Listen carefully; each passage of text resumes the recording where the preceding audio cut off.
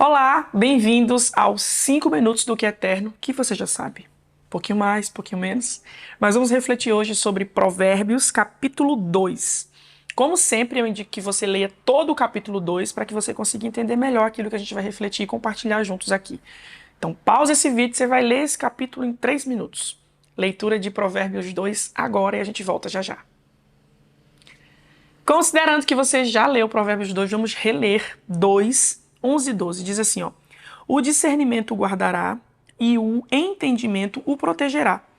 A sabedoria o livrará do caminho do mal e do homem que diz coisas perversas.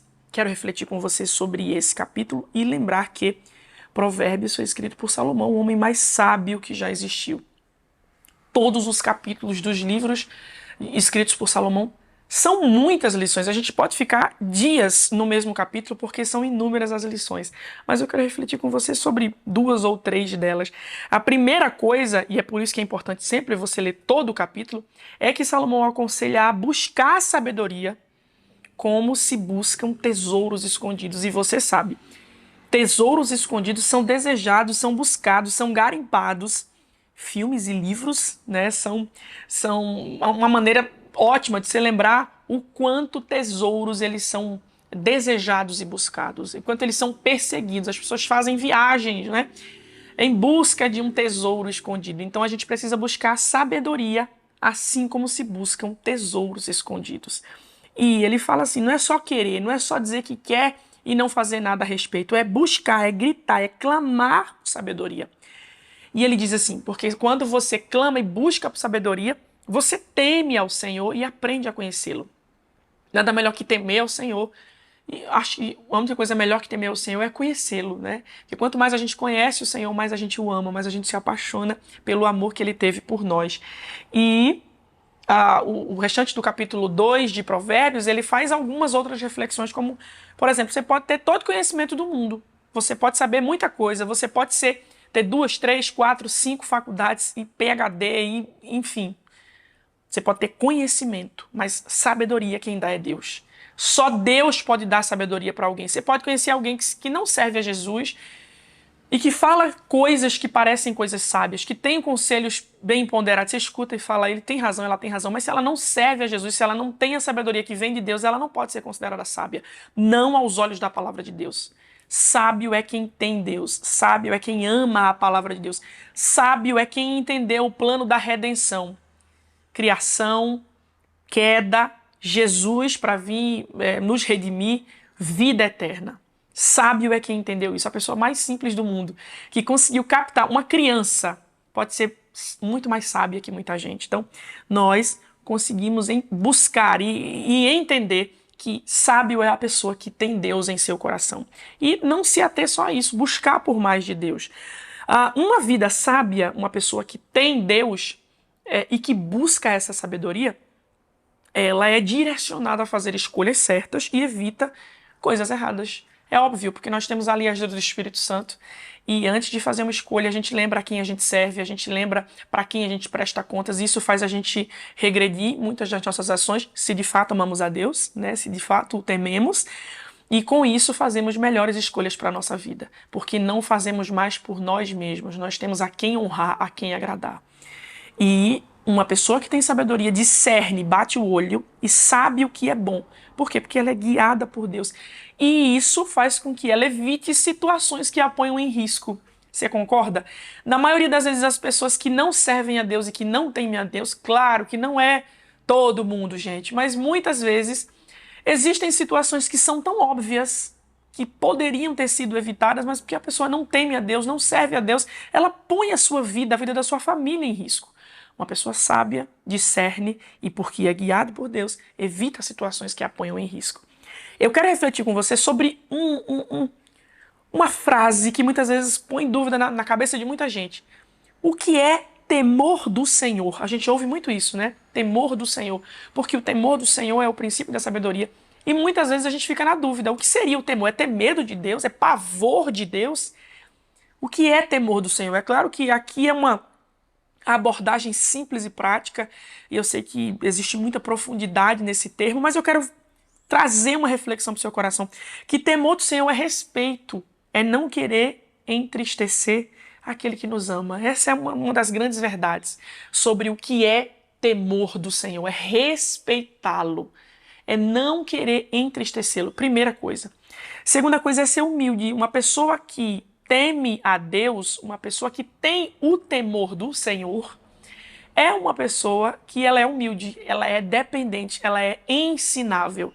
Por isso, você bate o olho nela e sabe, e percebe, entende que ela tem o temor do Senhor, ela teme a Deus.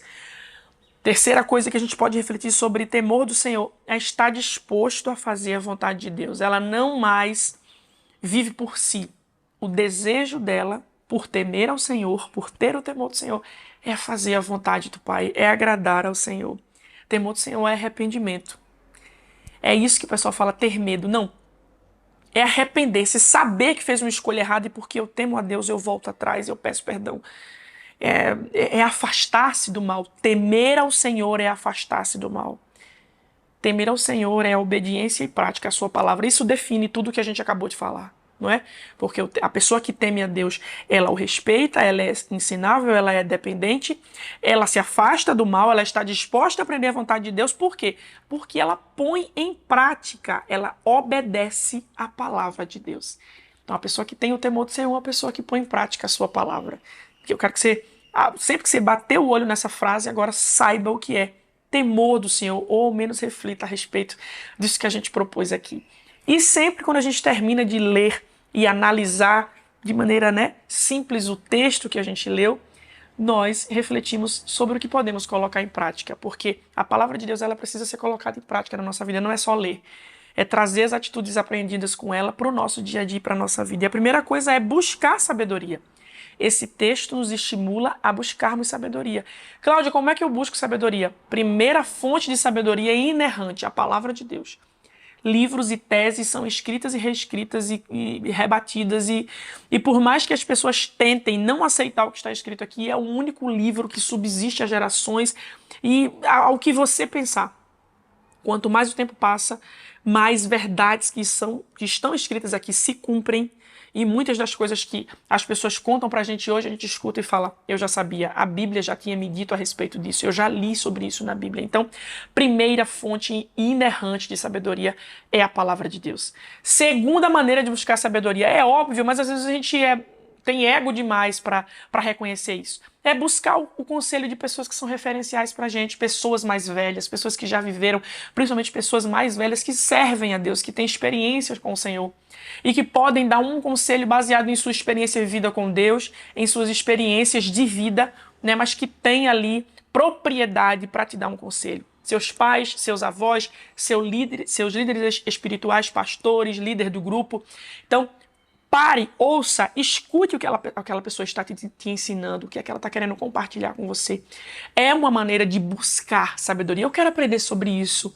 Como que eu faço para ser assim? Conversa com alguém, pergunta. A gente está vivendo num tempo que as pessoas não conversam mais, não é? Então, busque a sabedoria também em pessoas que são referenciais. E óbvio, a maneira de conseguir sabedoria é orando e tornando-se amigo do Espírito Santo, que ele nos apresenta pessoas, ele cria situações para que a gente consiga aumentar nosso repertório de sabedoria. Não tem como ler a palavra e não orar, não tem como ouvir um monte de conselho aleatório e não orar. Nós precisamos sempre aliar a oração às nossas atitudes e aos nossos aprendizados.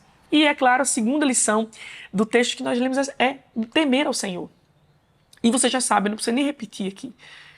Para colocarmos em prática o temer ao Senhor, nós precisamos nos afastar do mal, nós precisamos amá-lo a ponto de não querer entristecê-lo, nós precisamos ter atitudes de dependência, de humildade e, mais do que tudo, colocarmos em prática a palavra de Deus.